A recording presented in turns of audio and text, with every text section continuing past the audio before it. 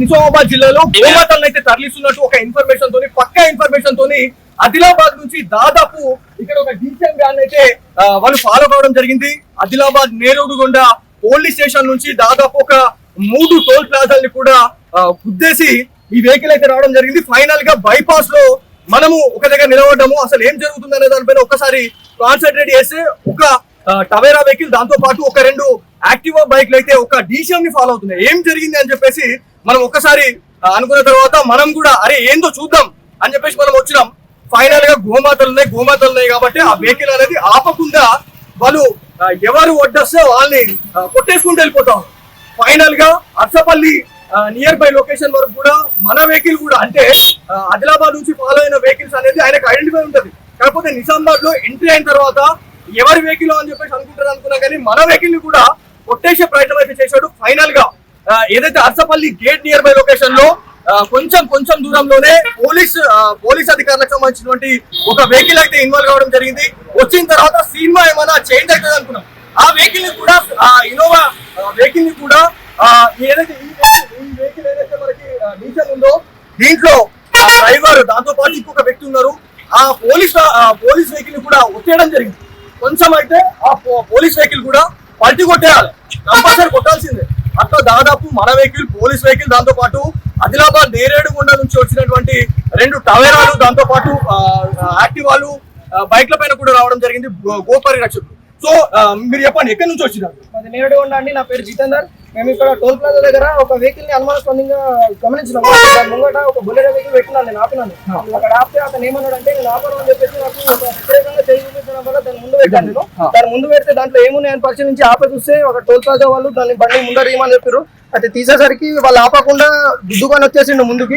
వచ్చేసి అక్కడ నుంచి మేము దాని వెనకాలనే వస్తున్నాము. ప్రతి వెహికల్ ని క్రాస్ చేస్తున్నాడు. మా వెహికల్ ని 2-3 సార్లు పక్కన నింపడం జరిగింది. ఇక్కడ నిజామాబాద్ వాళ్ళకి మళ్ళీ ప్రతి ఒక్క పిఎస్ కి మేము కంప్లైంట్ చేసాము. వాళ్ళు కూడా ఎక్కడ కూడా అక్కడ నుంచి మేము వాళ్ళకి టచ్ చేస్తూనే వస్తున్నాం. వాళ్ళు ఎక్కడ కూడా వాళ్ళకి ఆపలేదు, ఆపకుండా డైరెక్ట్ గా వచ్చేసింది ఇక్కడ. ఫైనల్ గా నిజామాబాద్ వచ్చిన తర్వాత రెస్పాన్స్ ఎట్లా ఉంది అంటే మేము అన్ఎక్స్పెక్టెడ్ ఇన్వాల్వ్ కావడం జరిగింది. అన్ఎక్స్పెక్టెడ్ మా పరిస్థితి ఏంటి అనేది కూడా ఒకసారి వ్యూవర్స్ కి చెప్పండి. ఇక్కడ అన్ఎక్స్పెక్టెడ్ వీళ్ళు ఇన్వాల్వ్ అయితే వీళ్ళని కూడా క్రాస్ చేయడానికి అతను ట్రై చేసిండు. ప్రతి ఒక్క వెహికల్ ని క్రాస్ చేస్తున్నాడు. ఇక్కడ ప్రెస్ వాళ్ళకు కూడా కార్ వస్తే వాళ్ళకి కూడా క్రాస్ చేయడానికి పోయిండు. దాన్ని కూడా గుద్దేయడానికి వెళ్ళిండు. మేమేస్తున్నాడు పోలీస్ వాళ్ళకి కూడా గుద్ది పక్కన పడేస్తున్నాడు. వాళ్ళకు కూడా ఆపకుండా వస్తే ఇక్కడ ట్రాఫిక్ జామ్ కావడం దీనికి దాంట్లో నుంచి పారిపోవడం దొరికిందో ఇంకొకటి దొరుకుతున్నాడు. ఎవరైతే మెయిన్ క్యాండిడేట్ డ్రైవింగ్ ఎవరైతే చేసిన క్యాండిడేట్ ఉన్నారో వారైతే పారిపోవడం జరిగింది. ఎవరైతే దాంట్లో ఉన్న వ్యక్తి ఎవరైతే ఉన్నారో అతనైతే దొరికిండో వాళ్ళైతే కఠినంగా శిక్షించాలి. వాళ్ళు అక్కడి నుంచి మేము వాళ్ళ వెనకాలనే వస్తున్నాం. మాకు ఆపకుండానే వస్తున్నాడు. మాకైతే ఎక్కడ కూడా అతనికి ముందుగా వెళ్దామంటే మాకు క్రాస్ చేయడానికే ట్రై చేస్తున్నాడు. మేము అతను క్రాస్ చేసి ఒకవేళ మేము కూడా యాక్సిడెంట్ అయిపోతుండే మమ్మల్ని కూడా గుద్దేస్తుండే. గతంలో ఎన్నిసార్లు ఈ వెహికలే కాకుండా మీకు ఆ ఇన్ఫర్మేషన్ లో భాగంగా ఎన్నిసార్లు ఇట్లాంటి గోమాతల్ని తరలించే పరిస్థితి ఉంది అని చెప్పేసి దాంతో పాటు మనం మాట్లాడిన తర్వాత కూడా నిజామాబాద్ లోని ఒక గల్లీకి అయితే 25 గోమాతల్ని తరలిస్తున్నారు అనేది వాళ్ళు చెప్పారు.